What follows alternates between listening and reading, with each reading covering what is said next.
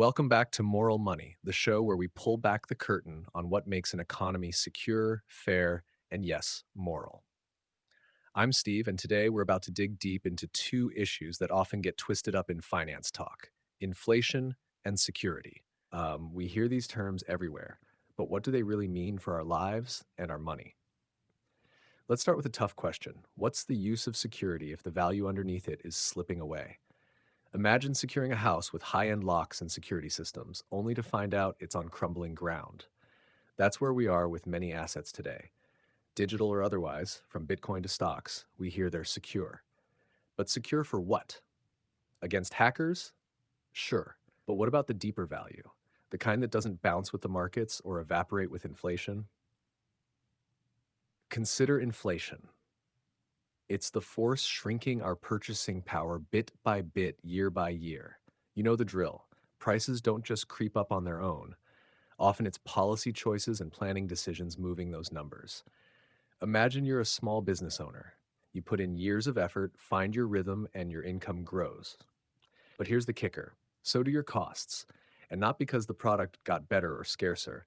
No, inflation erodes the value of each dollar, hitting your real gains. It's like a tax on a tax, driving up costs for the average person and consolidating value for those who already have it. Then there's the automation wave, machines doing more and more of the work.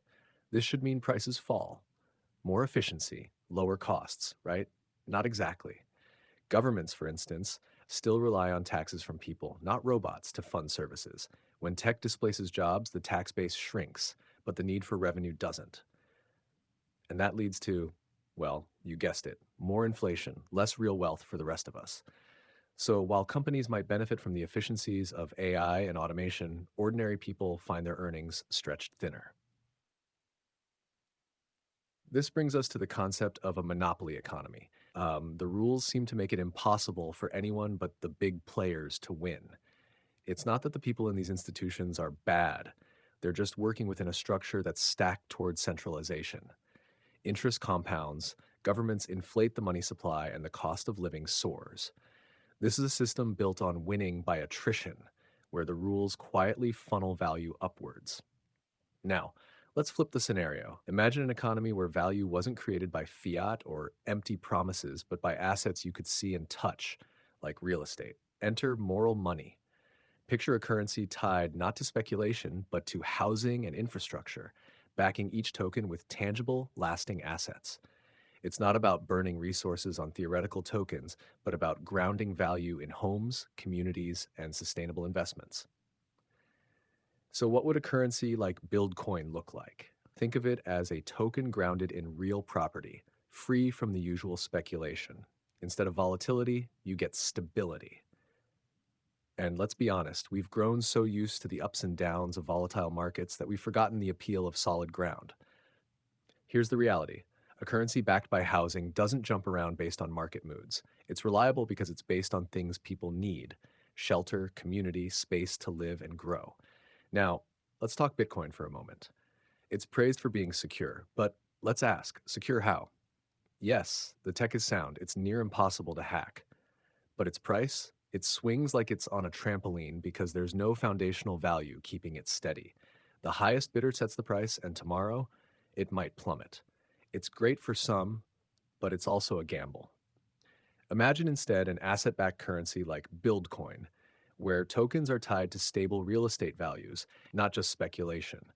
Every shareholder benefits equally from the stable value without wondering if tomorrow will be a nosedive.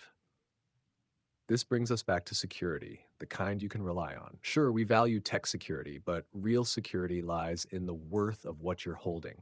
A house, for instance, won't lose half its value because someone across the globe decided to pull out of the market. With a currency tied to tangible value, we don't need to worry about what the market is feeling today. It's real, it's stable, and it serves a need. This is where the moral aspect shines. Our current financial system thrives on volatility. It's like a casino. But what if we had a currency that didn't siphon value up the ladder but instead preserved it? This system would protect ordinary people from the volatility that keeps wealth concentrated at the top. It's not about making quick profits for the few, it's about real value for everyone. Look, I'm not saying all risk is bad, but true value lies in the stability of the asset itself, not in its thrill factor. A home, a piece of land, these things don't lose value on a whim.